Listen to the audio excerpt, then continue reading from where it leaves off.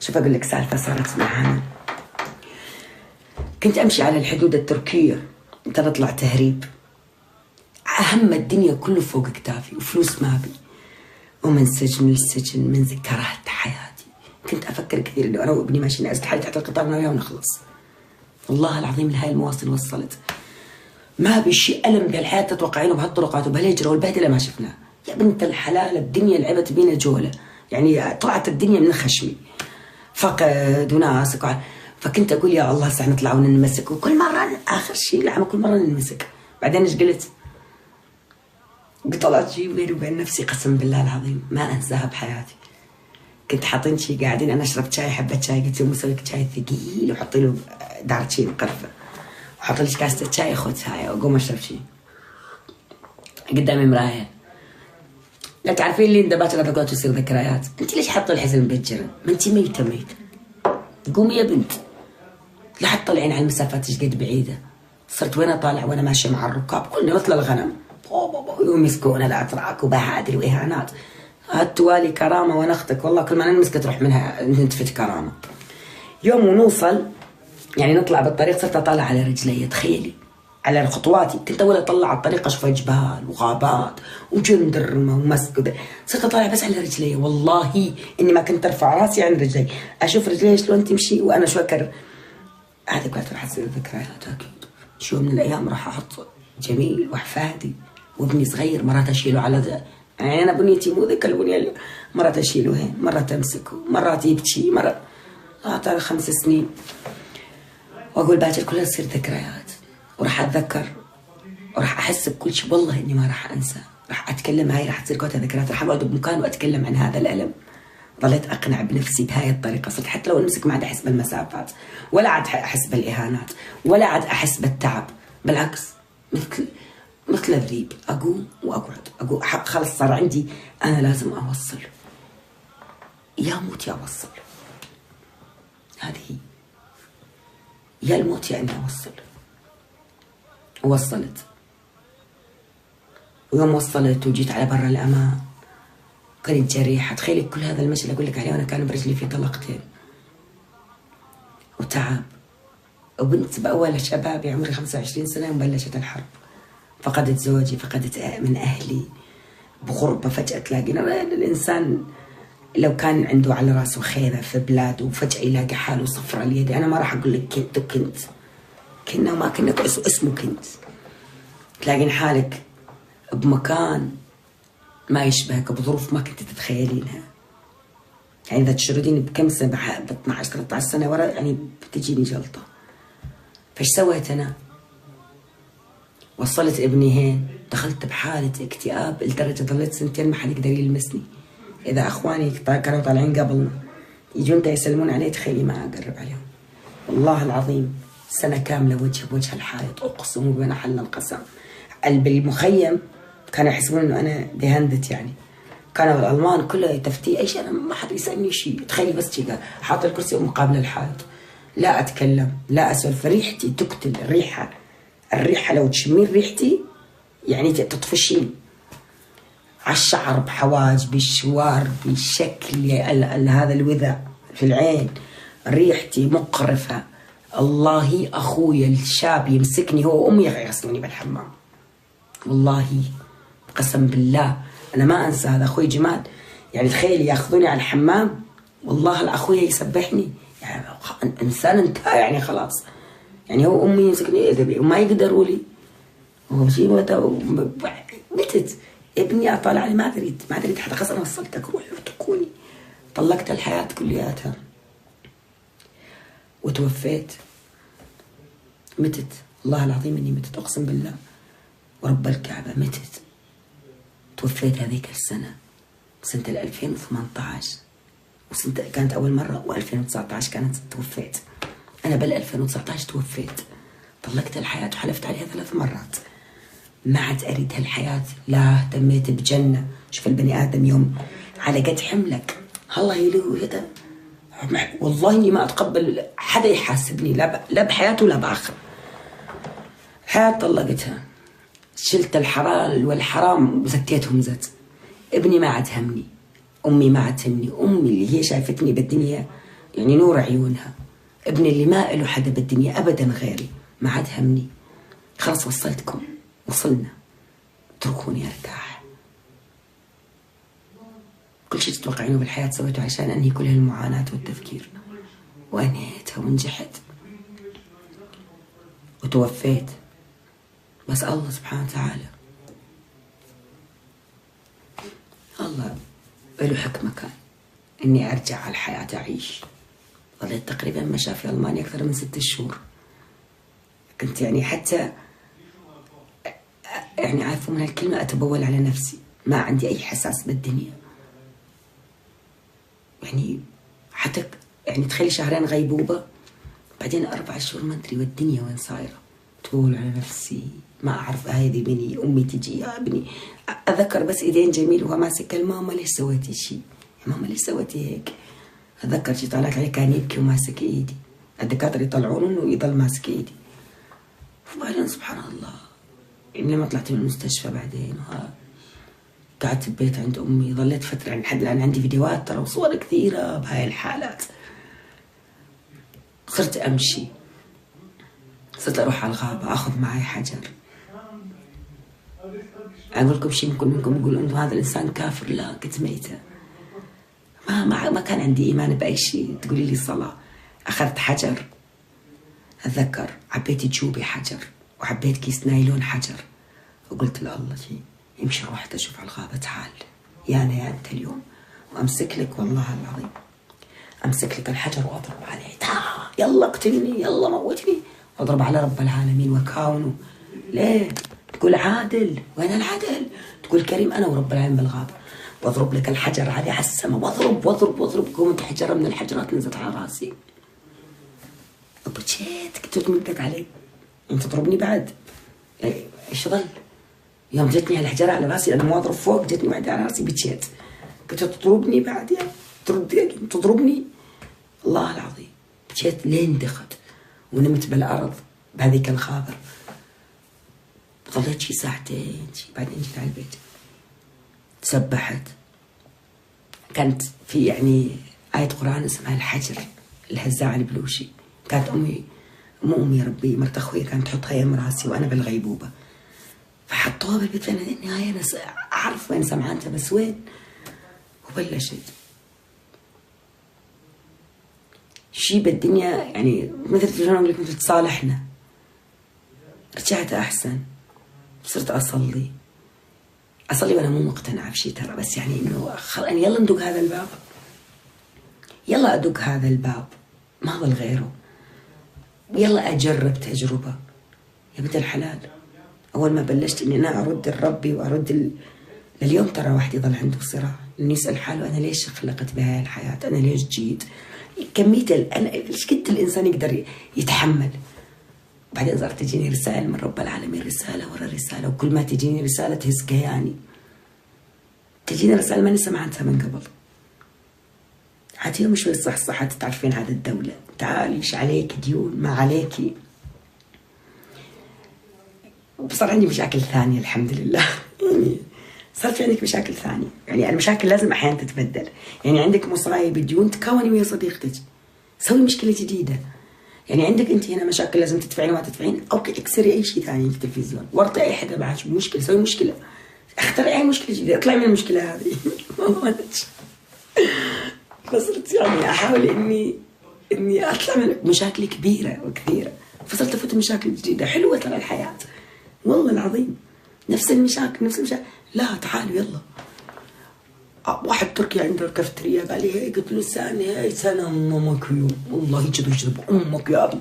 هجمت عليه البوليس راح اشتكى عليه، يقول ما البنت بيهدد مو طبيعي. قال لي يقول لي اسم الله، قول وجه الله انا حتى حياتي اخذت سيارة بدون شهادة السواقة بلا حزام امان. تعال ادخلي مشاكل، خلينا نلتهي بشيء ثاني. خربت الدنيا قسم بالله. لين صار علي ديون كثير، حتى والله اتذكر لحد الان جايني لحد الان الورقه عندي والله العظيم. الشرطه كانت تلقي القبض علي تحطني مسجن، لكن بسبب حالتي الصحيه ومحاولتي ذيك وقفوا كل شيء يعني. بس يعني انه خلاص هذا الانسان شو بدك تسوي فيه يعني، مو مسؤول ابدا. يعني انسان مريض اول شيء، ثاني شيء عنده اكتئاب، ثالث شيء يعني هذا الانسان مطبل بالدنيا مزمر على الاخر. سبحان الله. كان عندي صديقة روسية اسمها صوفيا، هي الوحيدة اللي كنت أتكلم وياها. جابت لي هذا البرنامج التيك توك. أنا ماني من نوعية الناس اللي يحبون السوشيال ميديا، ترى أنا كل حياتي على ويكيبيديا أو أشتري يعني عندي لو تشوفونها هنا تلاقوني يمكن شي 1000 يورو مشترية كتب بالجوجل بلاي، أحمل كتب وأقعد أقرأها. أنا أحب القراءة كثير، لكن القراءة ترى تسوي لك اكتئاب. أنت 24 ساعة بجوالك، يعني معدك تفتح عينك ما تشوف حدا. فجابت جوالها وقالت لي جوجو شوفي هذه البرنامج أنا فيه وعندي 10,000 متابع. فأنا كنت أشوفها نجمة النجوم. تقولي حط لي لايكات، وأحط لها لايكات. أنا أحط لها لايكات وماني ما عندي ولا شيء أنشر ولا أعرف شلون يفتح التيك توك. نزلت صورة بسة مدري شنو كانت أمي حاطتها على الحالة، فأنا صورت نزلتها ومتابعيني 2، وأنا 2 تابعوني بني آدمين كانوا بنات. وانا مكيفه مرحبا انتوا جيتوا علي هنا، يعني من انتوا؟ الله العظيم كان كل ما يجيني متابع اروح افوت فورا اخوات عم جاء انسان جديد وانا ماني متكلمه ويا بشر كم سنوات انا ما عندي اي خلطه بالعالم. فصرت انزل، لو تشوفون انتم الفيديوهات الاولى بترجعون لاول صفحتي، يعني كانت شي 10 ثواني وتلاقونها تطفى الحاله. يعني انا كنت امد ايدي شي وارجع ركوب، يعني ما اعرف اول فيديوهات الي.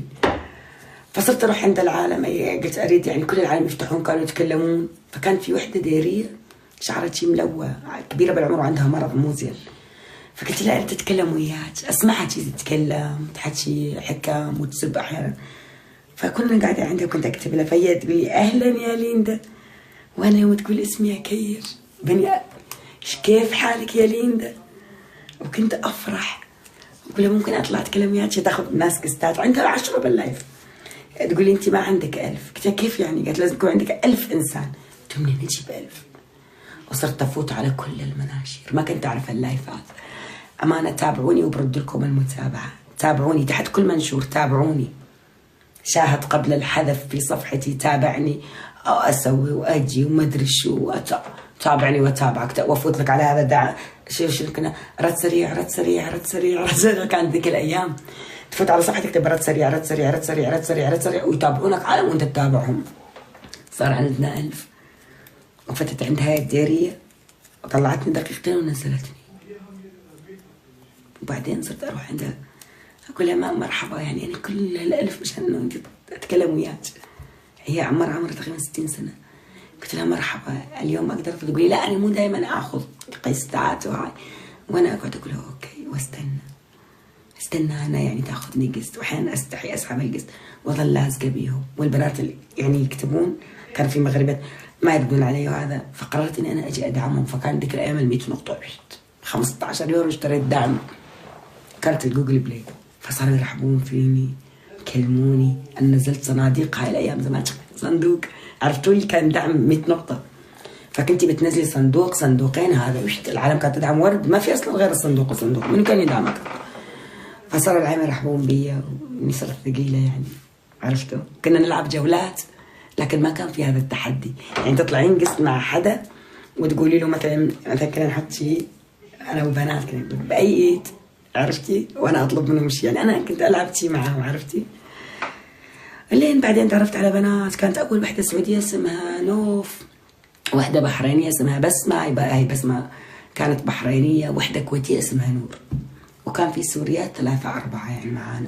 فسوينا شله، وكان في واحد يجي لنا ولد راقي كثير، انسان راقي كان يعني دائما الجنتل. فكنا نقعد كل يوم نسولف. فصرت اذا اروح يعني هذول ال10 بنات وهذا الشاب يستنوني يكتبوا لي وينك. بعدين صرت اطلع مشانهم واخذ انطي العالم، بس ما كنت انطي اي شيء عني. او شوي وانا اسولف صرت احس انه نفسيتي صارت تتحسن. بناس تتكلم وياهم تاخذ وتنطي وياهم.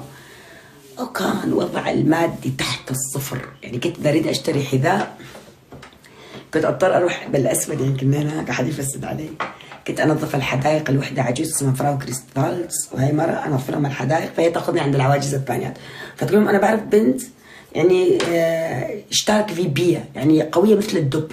تقول لهم انا اعرف لكم بنت قويه مثل الدب اشترك في اي بيئه، تجي وتسوي لكم الحديقه بدل ما تدفعون للشركه 1000، يعني هذه انتم تسووا تساعدوها لانه هي تريد تسوي شهاده سواقه.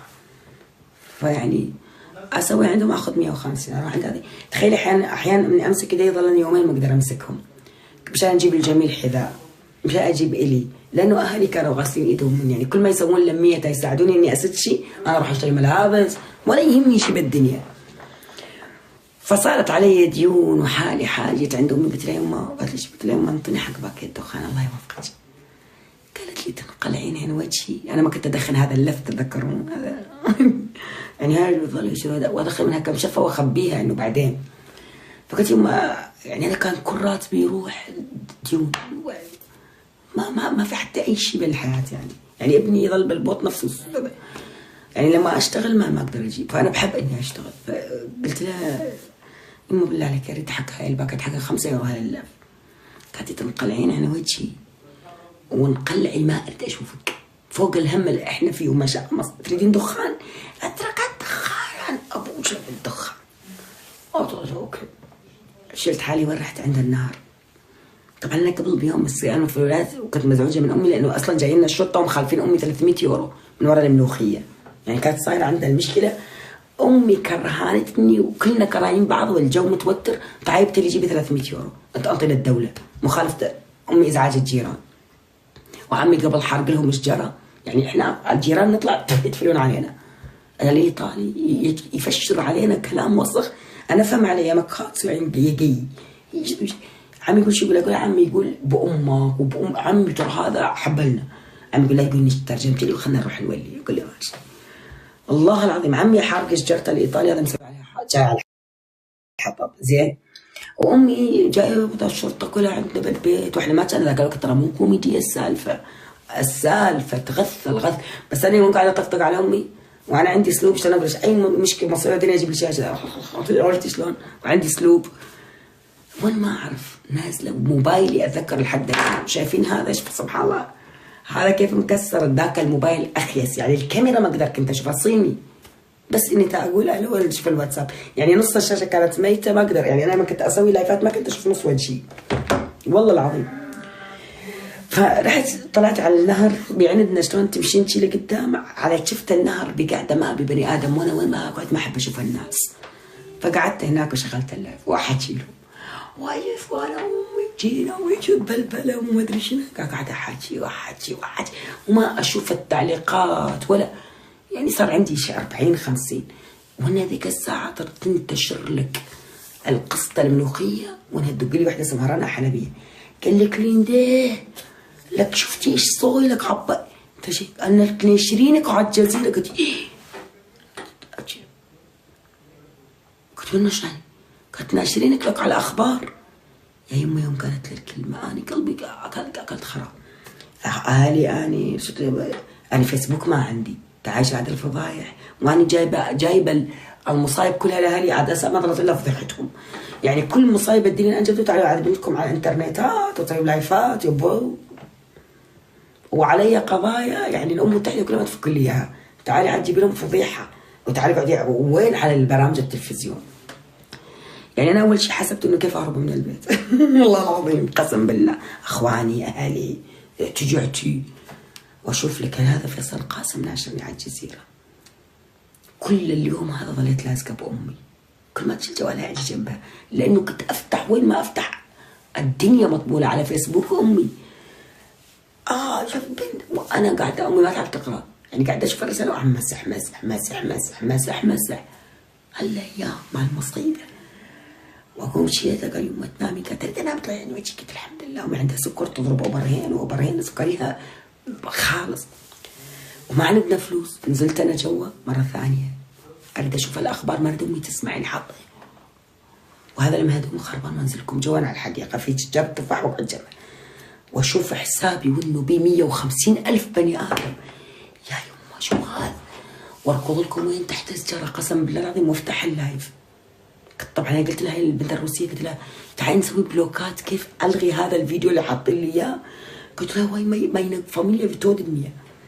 قالت لي لا انت سكتنيش كوكو هندر تاز اوفن تقول لي افتح اللايف. فتحت لايف تشوف شو القصه. انا عارفه العشره ربعي وهاد كم وحده نتكون وياهم كنا نرسمهم. يوم افتح اللايف وناكلها عرب، سعوديه، كويت، بحياتي ما شافتهم هذول. شو يسوون عندي ذول؟ يوم افتح اللايف انه 5000 باللايفات، انا شلون صارت فيني؟ يعني انقلعوا برا روحوا. اول ما فتحت عليهم ايش في من انتو؟ وهم انت من انت شنو؟ ايش صار؟ قولي سالفه المخيه، قولي سالفه، لانه فايتين طلعوا على الصفحه. انا من كنت وقاعده شي اطالع عليهم، هذا مستغربه ما قاعده احكي. قلت انتوا ايش تسوون هنا؟ منو جابكم علي؟ منو دلكم؟ كيف جيتوا هنا؟ من انطاكم عنواني هذا؟ يعني والله العظيم انتوا منو؟ يعني شلون جيتوا هنا؟ انتوا ليش جايين كلكم هنا؟ من انطاكم عنوان؟ والله هيك كنت اكلمهم وشلون بنظره اني انا انقلعوا. يعني من انتوا؟ ايش جايين تسوون؟ انتوا وين جايين؟ على جايين من انتوا؟ وانه شوف لك واحد اسمه ابراهيم السعودي، وانه ينزل لك طياره ورا طياره. انا ما اعرف شنو هذه الطياره. الطياره هاي ما اعرف شنو هي، طياره ورا طياره. يوم هذا قاعد يربط علي الطيارات وانا اشوف الطيارات فكرت سوريا، واقوم اسوي شي واسكر اللايف. طيارات توها نازله وذاك السعودي منزل، الاقي صديقتي كاكا وتدق لي صوفي، قالت لي تسوفي الكيل فروم ماستو تسوقي، ما اخذت ليش سكرتي؟ هذا فلوس، وين انت؟ انا جايه. واني اشوفها قلت انا جوا الشجره عند البيت، وانها تجي قالت لي ديزا كيلد فلوس. اشوف 1100 يورو دولار. ها قلت هذول يعني انا اقدر اسحبهم؟ ليش هذا مو ما اعرف حياتي. سوت لي بايبال هي، يعني على بايبالها قصدي، يا ربي لا سوت لي بايبال وسحبت عليه الفلوس وسحبتني على كرت البنك مالتها هي من البنك، وانها تنطيني 1100 دولار. كان تقريبا 1000 يورو، يعني كان 1100 وكسورات، كان شيء 1000 1020 1000 وشي. انا شلت 200 يورو خذي هاي لتشا، مدري 100 مدري 200 ما اتذكر. واقوم وشيء قلت له يلا باي باي، واشدها ركضه وانا على الكازيه اللي جنب بيتنا. عرفت على الكازيه قلت له هلو، قال لي قلت له قد 100 سن باكيت دخان. هاي الام الحمراء 10 انطيني، امهات السبعه اقول لك ايه، امهات السبعه انطيني 10 وانطيني 5 ريد بول وانطيني 3 من هاي القهوه. انطاني انا بدل حتى ما حطني بكيس، انا شلت انتي ورحت على بيتنا. دقوا الباب دوف برجلي. امي يوم فتحت وشافت الدخان يجي وذا قالت لي خرا الله شو مسويه؟ قلت وقفي انتي شو تقولي ما عندي حق باكيت دخان؟ قالت لي قلت لها عايش باكيت دخان تقولي ما عندنا اكل بالبيت؟ تعالي 1 2 3 4 500 يورو. يوم روحي عبي البيت برات ايش تريدين؟ هاي 500 الك. فين كان معي 200 هذا ثروه. امي ضحكت الف الحمد لله، جال علينا كهرباء وجال علينا ديار الف. قلت يما بس في مشكله صغيره. قالت لي قلت لها الفلوس حلوه قالت لي، قلت يما ترى ناشريننا على الجزيره. قالت شو؟ قلت لها ناشرين على الجزيره ولدك ما اعرف شلون، بس هاي الفلوس جت لانهم ناشريني، يعني اخذت على المشاهدات هاي الفلوس. وانها امي قالت وتدق البنوه لعبوا هلا الحقوا. وقلت يما عندي 150,000 متابع، بنتكم 150,000 زلمه عندها، واليوم اي زلمه ولا ماشي مش فيش. استغفر الله العظيم. يوم تعرفين اني بنتك ماني بنتك، بنتكم فاضحتنا وطالعه وعندها 150,000 زلمه. لا لا لا لا يما ترى اخواني جدوا او خواني دقوا او خواتي هاي اختلالوا في الدوق. يا بنت ال 600 شلب يا المدري شنو فضحتينا، واحنا عرفانين اصلا منك شنو يجي. بالغارية بلغتي علينا وبستجن سجنتينا ومصايب وديتينا وديونك كلياتنا مديونين من وراك. انت الله يموتك ويخلصنا منك وما خلوا، واني اتصل فيكم كلكم. قلت يا بنت قلت شي فلوس ديتك ما دامك يعني طلعتي من فوق خلاص، يعني ظلت يومين 3 ما طلع يعني وش اسوي؟ قلت لك اطلعي اضربي او ايش فيها يعني. واطلع واتكلم واسولف والمشاهير يجوني والعالم كلها، وافتح التيك توك تعرفون ترند وين؟ بالسعوديه وبالخليج، يعني مو بالمانيا، يعني ما عندنا جمهور لا عرب سوريين ما شفت، كل خلايج. وتعرفون من الكويت يدعمون، من السعوديه يدعمون، من الامارات يدعمون. وكانوا حتى ما اضحك وياهم، يعني كنت اسولف السالفه يعني كلاتهم نقول هاي خبله شنو يعني، ما كنت اللي يقول لي مرحبا ما كنت اعرف اقولها لا، يعني هاي انتم امي هنا جت علينا ترى، واروح اتغبى وامي جايه، اقعد شوي شوي مع نفسيتي تغيرت، صارت تنزل عندي فلوس، الله الكريم يقول اخذي. قلت يا بنتي اقدر فلوس، اشتريت بناطرين، كنزات لي الجميل يعني لامي، ملابس. ما كان عندي غرفة نوم، يعني 12 سنة ما نايم على غرفة نوم، وما اشتريت ترى يعني اشتريت طقم كنبايات، اشترينا براد، اشترينا غاز، ما كان عندنا كل يعني كنت مسكين الكرتون تبي يهر من الزبالة، جايبين من الكريتاز ومن العالم يكبون بالشارع. تخت، اشتريت تخت كان هذاك، بس يعني اول ما استخدمته كان رخيص، نزلت فيه. كنت دائما تذكروني مصلحة التخت دائما على الألف. فقلت يا بنت خلاص كيف كيفتي وفي ديونك، شبت راح السجن. وفيت، كان علي دين يا يمه 16,000 يورو، الله العظيم. وبعدين جت فترة صار كثير الدعم بها حلو، يعني الله يعني يعوض يعوض. وفيت ديوني. اخويا كان متزوج بينامون على اسفنجة واحدة، ما عندهم ثاني، اشتريت له غرفة نوم اللي انا ما اشتريت غرفة نوم. اجت وحدة كويتية مرة بعثت لي مع واحدة سورية، اتفقوا بعد جابوا لي غرفة. ذي كانت اول غرفة نوم بحياتي عندي. وعندنا مثل ناس بسوريا اللي من قرايبيني كانوا مكانات معينة، طلعتهم دفعت كثير. في ناس اللي كانوا يعني محتجزين فطلعناهم يعني من نسواننا وهاي. يعني ما كنت أقول هذا لي، يمكن هذا غلط بعد، يمكن غلط، ويمكن يعني الله يعني جت علي أيام كثير نزل بإيدي فلوس، بس ولا مرة قلت إنه هاي أخبيها لي. بالعكس، أخوي ذاك طلعت له إشاعات سواقة، وذاك يعني جبت له غرفة نوم وجاب ولده واشتريت لهم ملابس. اللي بسوريا كان عندنا 2 يعني، بس جونا طلعناها. نقلت من أهلي، وديت أخوي على الإمارات، طلعت له إقامة، يعني سويت الكل للكل، يعني فكيت حالي وسويت يعني قد ما أقدر وأكثر. ولا مرة بحياتي والله العظيم، ولا مرة بحياتي يعني شلت لو ريال واحد وقلت هذا لي، لا، ما أقدر، ما أقدر. ليتني أقدر. أحيانا مرات كثير ظروف صعبة ترى، وأنا رغم الشهرة ما كان حدا يعرف عني شيء، لكن شفتوا أنتوا البيت صار بي، يعني ذاك البيت الكسر راسي والله. يعني سافرت، انحضرت حساباتي بالإمارات، رجعت طلعت على السعودية، التهيت شهرين لا شغل ولا أي شيء، ولا عنده شوية فلوس وبكون صرفهم، يعني عرفتي شلون؟ وما في لايفات. كنت أنا من النوع اللي أقعد عند الناس بعد ما شافت مواقفك. والله شوف أقول لك أخوي، أنا خواني وأمي يعرفوني أنا أخت رجال، يعني تعرف يعني أخويا، بس هم ما يريدون لأنه إحنا عندنا يعني مشان ذوك اللي ببالي على العرب.